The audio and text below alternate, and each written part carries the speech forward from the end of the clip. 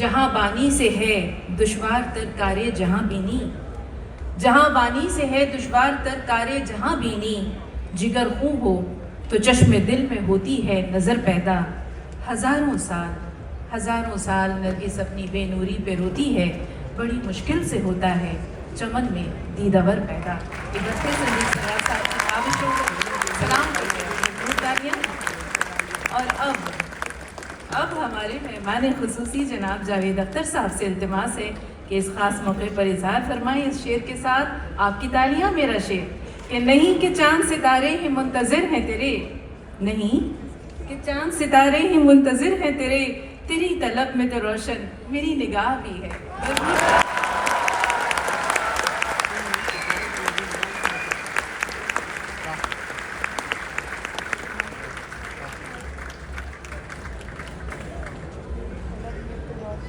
अब मैं क्या कहूँ इन खातून से सिवाय इसके कि बड़ी देर की मेहरबान आते आते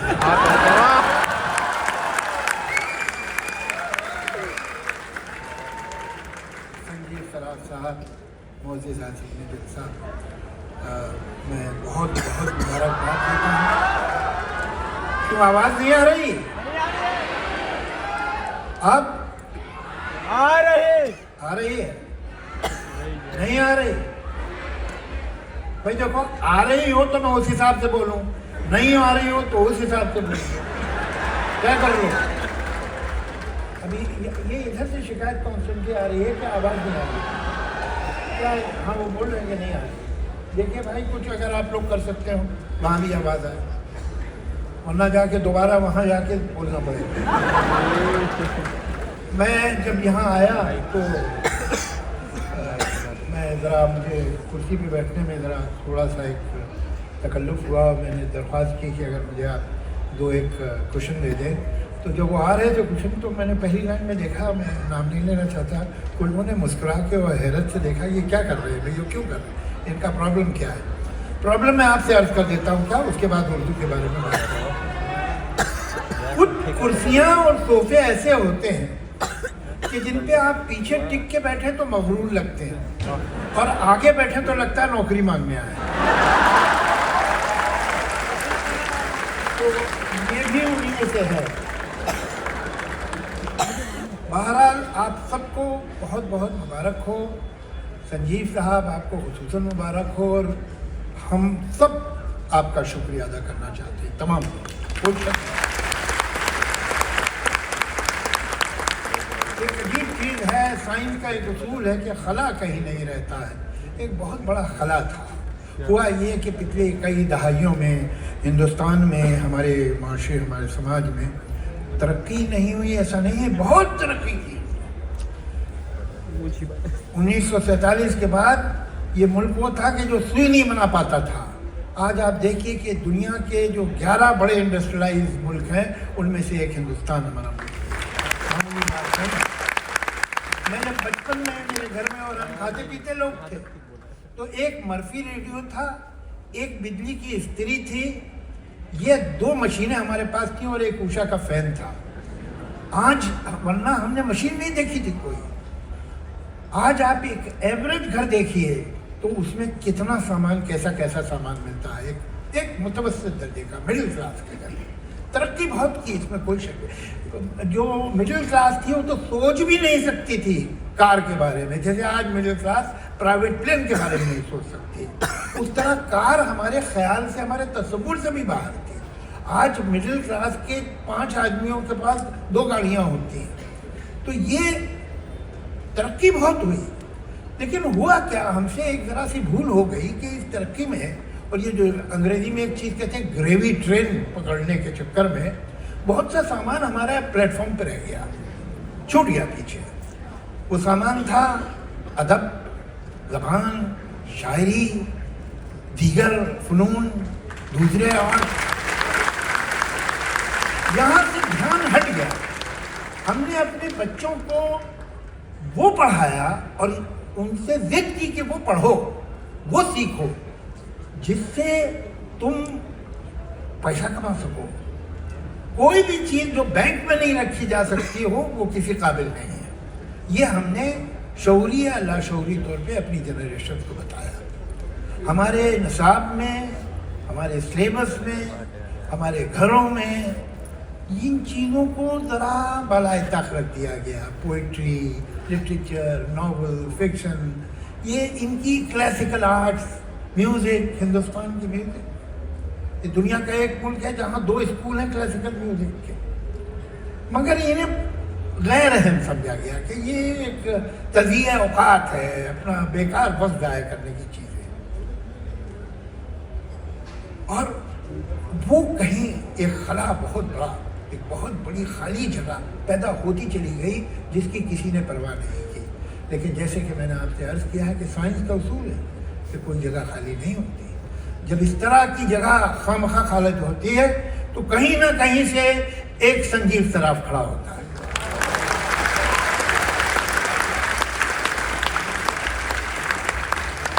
और जो दूसरों के करने का काम था वो अपने सर पे उस जिम्मेदारी को ले लेता है। आज हिंदुस्तान में एक इंस्टीट्यूशन है रखता जो दुनिया की सबसे बड़ी उर्दू की साइट है।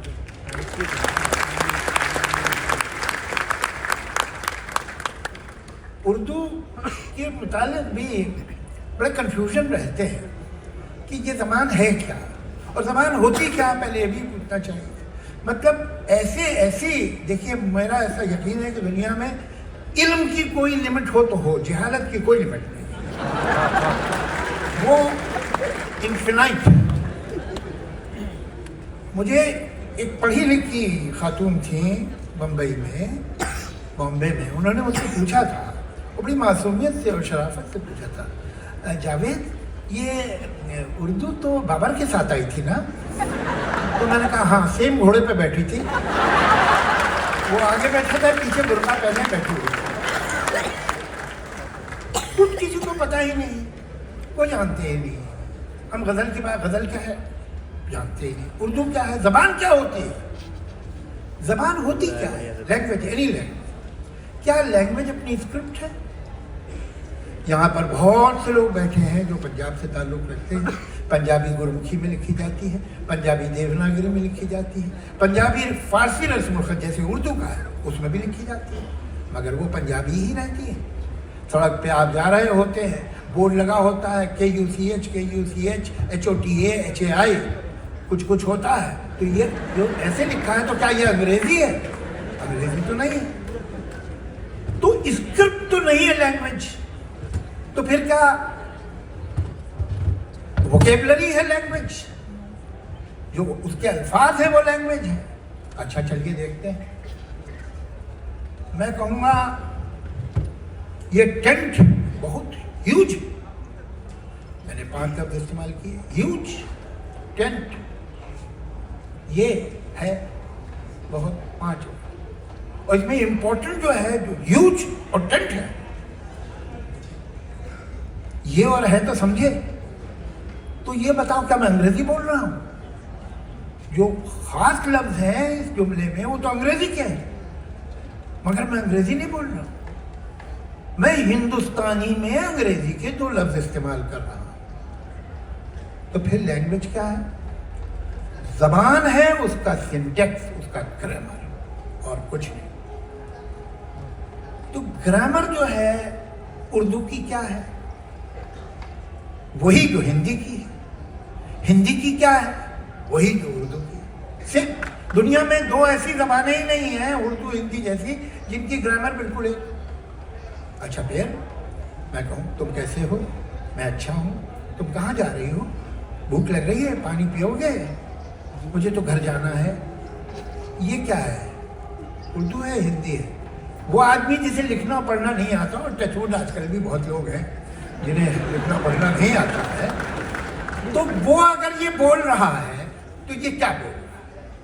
ये उर्दू बोल रहा है कि हिंदी बोल रहा है? मुझे तो उर्दू के बारे में एक बड़ी दिलचस्प बात मैंने नोट की है रिसेंटली, कि जब तक आपकी समझ में आ रही है तब तक आप समझते हैं ये हिंदी है, जब समझ में आना बंद होती है तो ये उर्दू है।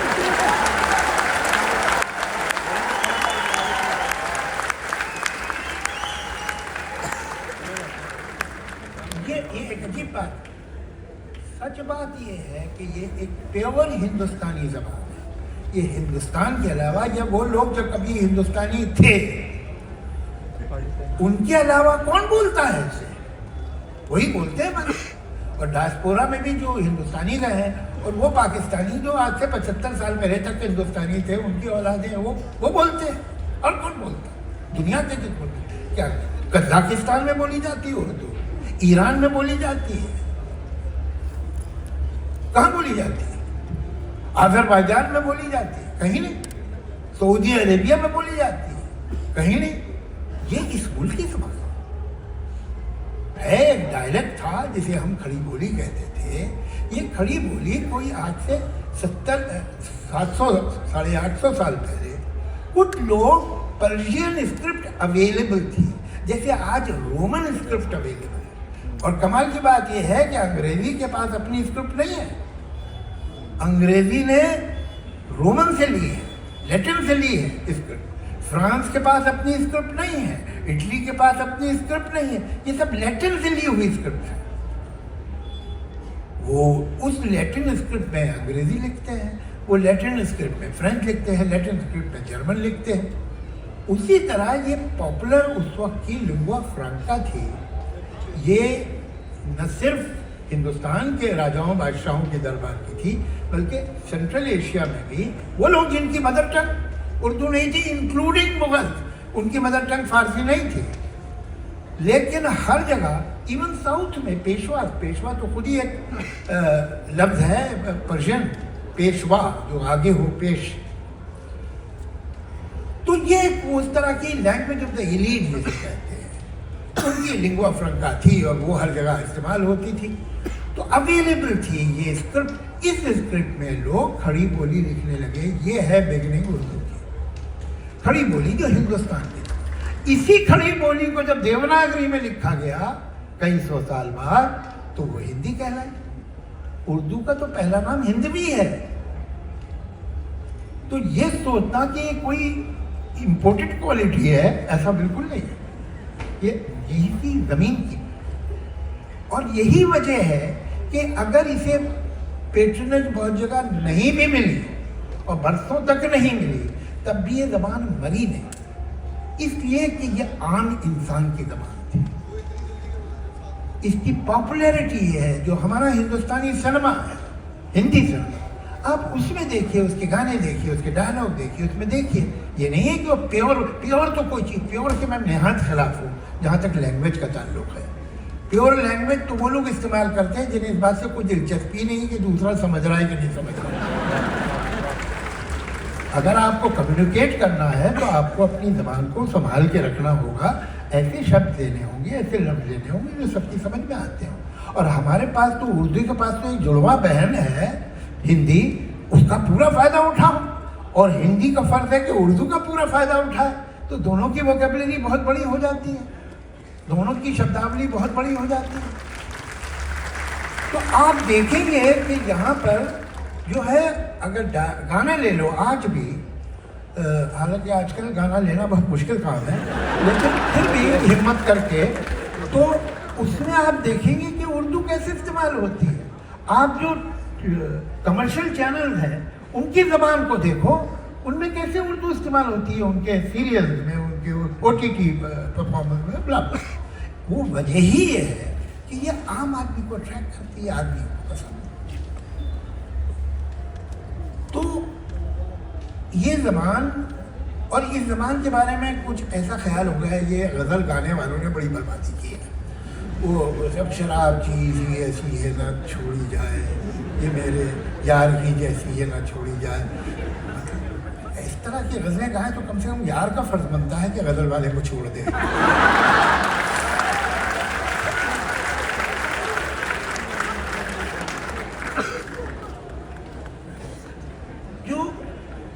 हिंदुस्तानी शायरी के वो यही समझते हैं उर्दू शायरी का मतलब है शमा, परवाना, मैं खाना और वो शराब पे है, ये गलत ख्याल है।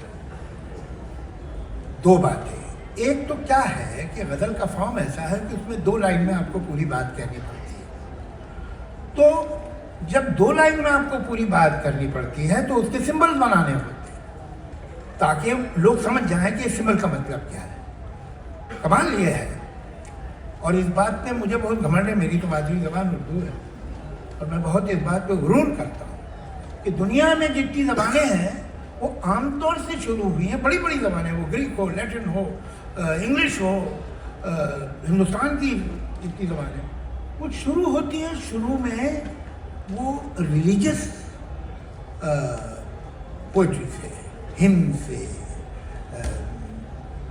हमद और भजन और ये सब होते हैं। फिर धीरे धीरे धीरे धीरे वक्त के साथ दूसरे टॉपिक आना शुरू होते हैं।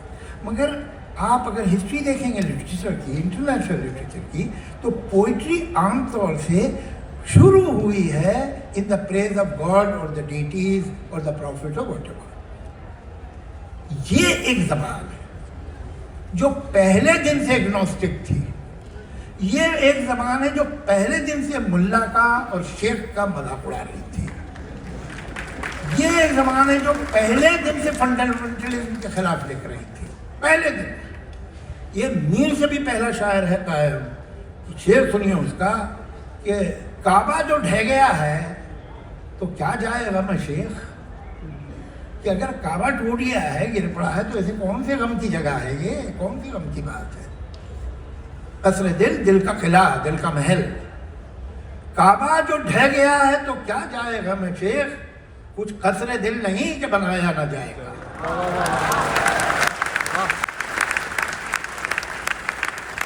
अब देखिए, निजात का मतलब है मोक्ष, कि भाई आपको जब मोक्ष मिलेगा तो ये दो तरह के लोग हैं, जो हिंदू होते हैं वापस आ जाते हैं, जो मुसलमान हैं उधर ही रह जाते हैं, तो जन्नत या दोज़ख में। तो मगर ये मोक्ष का कॉन्सेप्ट दोनों जगह है, इसे निजात बोलते हैं। मीर का शेर सुनो,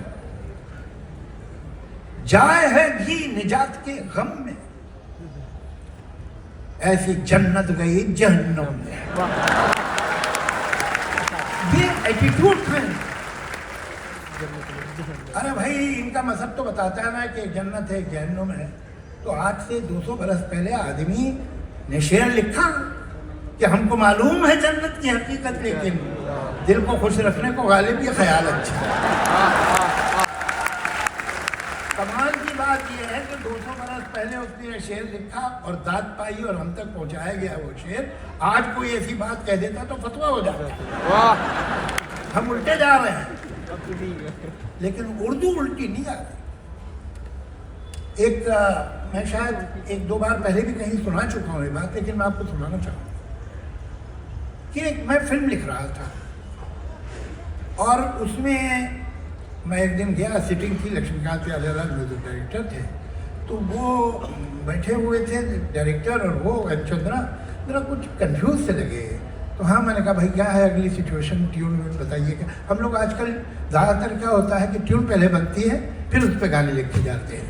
वो कैफी साहब ने कहा है कि ये ऐसे ही है जैसे कब्र पहले खोद ली जाए फिर मुर्दा ढूंढा जाए, तो इसमें भी यही होता है। तो मैंने पूछा क्या बात है, आप लोग कुछ कहने, भाई एक सिचुएशन है, वो असल में क्या था निकल आई थी, अब समझ में। हम लोग बताओ भाई क्या, हाँ नहीं वो है असल में क्या। तो अभी इतना घूमने फिरने की जरूरत नहीं, क्योंकि बताइए हम लोग सोच रहे थे कि यहाँ एक कृष्ण की आरती आ जाती तो बड़ा अच्छा था। तो मैंने कहा ठीक है, उसमें मसला क्या है, आप मुझे ट्यून कैसेट पे दे दीजिए, मैं देखता हूँ करता हूँ। तो उन्होंने बड़े आधे यकीन के साथ, ये क्या लिख पाएगा कृष्ण की आरती, मुझे दे दिया। मैं अगले दिन पहुंचा, मैंने उनसे कहा कि आपने जो दी थी मुझे ट्यून, वो आरती की ट्यून नहीं थी, वो एक गाने की ट्यून थी। मैंने वो तो उस पर सब लिख दिया है, लेकिन आरती में एक क्रिसेंडो होता है, आरती ऊपर उठती है, अपने क्लाइमेक्स तक जाती है। आपने वो ट्यून में मुझे दिया ही नहीं, वो मैंने अपनी तरफ से लिख दिया है, आप इसकी ट्यून बना लीजिएगा। तो कहने लगे क्या लिख दिया है। मैंने कहा मैंने ज़्यादा झंझट नहीं किया, मैंने सिर्फ कृष्ण जी के नामों से ही पूरा बनाया और कुछ कहा ही नहीं। तो कहें सुनाइए, तो मैं आपको सुनाता हूँ। वो कृष्ण कन्हैया मुरलीधर मनमोहन कान मुरारी है, गोपाल मतोहर दुख भंजन घनश्याम अटल बनवारी है। वो कंस विनाशक महारथी सुदर्शन चक्रधारी है, बन कुंज फिरैया सांवरिया नाना कान मुरारी है, सब रूप निराले हैं उसके, हर लीला उसकी न्यारी है। वो गोपीनाथ मदन मोहन वो श्याम पीताम्बर आएगा, आएगा जुगांधर आएगा, आएगा आएगा। पिक्चर का नाम भी जुगांधर। तो बड़े हैरान हो गए दोनों, कहने भाई कृष्ण जी तो हमें भी इतने नाम नहीं मालूम, आपको कैसे मालूम? मैंने कहा उर्दू पढ़ता हूँ इसलिए मालूम। और ये हकीकत कि हमारे उर्दू में चाहे वो राधा कृष्ण हो, शिव पार्वती हो, या दिवाली, होली, जन्माष्टमी, आपको जैसी नज़में मिलेंगी, मैं यहाँ जिम्मेदारी से बोल रहा हूँ कि होली पे उर्दू से बेहतर हिंदुस्तान की किसी ज़बान में शायरी नहीं मिल सकती है। और 200 साल पुरानी, 300 साल पुरानी पोइट्री, नज़ीर की पोइट्री, आप बनारस के घाटों पे जो पोइट्री उर्दू की है, बनारस के मंदिरों पे जो पोइट्री, ये जो इसका जो दूसरा रूप है, जो हिंदुस्तान का 200 बरस का स्ट्रगल रहा है अंग्रेज के खिलाफ, उसके हर मोड़ पे, उसके हर वाक़े पे, उसकी हर बगावत पे उर्दू में क्या लिखा गया है, कैसी शायरी हुई, ये लोगों को मालूम नहीं। ये एक इसकी शक्ल है। और जिसको आजकल जो है, मतलब मैंने चंद बरस पहले एक अखबार में खबर पढ़ी थी, बड़ी खतरनाक थी कि साहब 2 टेररिस्ट मारे गए, एक गाड़ी में थे और उनके यहाँ से RDF कुछ निकला और कुछ कारतूस और गंद निकली और 3 उर्दू की किताबें भी थी। तो यार लोगों ने उर्दू की यह हालत कर दी है, जो नॉर्थ इंडिया का कल्चर पला है कई सौ साल तक, वो उर्दू में पला है। आपने you have thrown the baby along with the bath water, आपने वो बच्चा भी फेंक दिया साथ में। ये गलती नहीं होनी चाहिए। और शुक्र है कि हमारे पास आज भी संजीव सराफ साहब जैसे लोग हैं, और जब तक वो हैं मैं समझता हूँ कि उर्दू का मुस्तकबिल और उर्दू की ज़िंदगी पे कोई शक नहीं। और जब तक ये देखिए इतने नौजवान लोग, ठीक है जो बुजुर्ग हैं मेरी उम्र के हैं, उनको करने को ज़्यादा होता भी कुछ नहीं है, वो अलग बात है, लेकिन तुम लोगों के पास तो बहुत कुछ है, फिर भी यहाँ आए हो, तो इसका मतलब है कि कहीं शायरी से, पोइट्री से, लिटरेचर से दिलचस्पी है ना। मुझे रोज़ 5 से 10 पोइट्री की पोची आती हैं, लेटर्स आते हैं जिनमें शायरी होती है नौजवान लड़के लड़कियों के, और जहाँ ये देखकर खुशी होती है कि उनमें पैशन है, लिखने का शौक़ है, वहाँ देखकर ये भी दुख होता है कि क्योंकि इन्हें बचपन से ट्रेनिंग नहीं दी गई या इन्हें बताया नहीं गया, तो इन्हें क्राफ्ट और टेक्निक का ठीक से पता नहीं है। मैं सोचता हूँ कि एक संजीव साहब को इस तरह का इंस्टीट्यूशन बनना चाहिए कि, और इस तरह की एक साइट होनी चाहिए जहाँ ये जो हमारे नौजवान बच्चे हैं जो पोइट्री में इंटरेस्टेड हैं, वो ये बात सीख सके कि मतला क्या है, मक्ता क्या है, रदीफ़ क्या है, काफ़िया क्या है, कौन सा काफ़िया जायज़ है, कौन सा नाजायज़ है, मीटरिंग कैसे होती है, तख्ती क्या, ये सीखेंगे। ये तो बहुत नए नए ख्यालात के लोग हैं।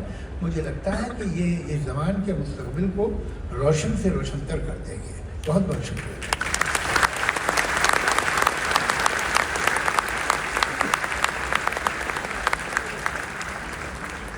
बहुत बहुत शुक्रिया जनाब जावेद अख्तर साहब। ये कैसा नशा है, ये कैसा नशा है, मैं किस अजब खुमार में हूँ, तू आके जा भी चुका है, मैं इंतज़ार में। जावेद अख्तर साहब की फसादत और बलागत और कादिरुल कलामी के सामने दिल की धड़कनें और वक्त की नब्ज़ दोनों थम जाती हैं। और ये हमारी खुशबख्ती है, हमारे लिए सआदत है आपको सुनना, आपको देखना। और आने वाले दिनों में आइंदा जो दोनों कल और परसों दोनों हमारे जो 3 और 4 तारीख के प्रोग्राम्स हैं, उसमें बारहा मुख्तलिफ हवालों से मुख्तलिफ उन्वानात के तहत जावेद साहब की कादिरुल कलामी, और हम यही कह सकते हैं कि इनका एक बहर ज़ख़ार है जो आपकी गुफ्तगू की सूरत में लालो गोहर लुटाता है। तो आपको सुनना हमारे लिए बहुत खुशबख्ती की बात है और ऐन सआदत है। ख़वातीन व हज़रात, कुछ ही देर में साज़ो आवाज़ और रक़्स व नग़मा के संगम से एक खूबसूरत फनपारा आपके पेश नज़र होगा। ग्रामी कद्र जनाब संजीव सरराज साहब और आदि जनाब जावेद अख्तर साहब से मुअद्दबाना इल्तिमास है कि स्टेज के सामने आपके लिए मुकर्रर करदा नशिस्तें मौजूद हैं, उन्हें सरफराजी बख्शें कि ये भी उनके लिए किसी एहसास से कम नहीं है कि वो आपके वजूद से मोतबर होने जा रही हैं। स्टेज पर कुछ और सितारे जगमगाने को हैं, हमारे मेहमानों का शुक्रिया अदा करें। प्रोग्राम की रौनक को दोबारा करते रहेंगे, लेकिन स्टेज पर कुछ और सितारे आने को हैं। आइए आपका उनसे मुख्तसर सा तारुफ करा देते हैं।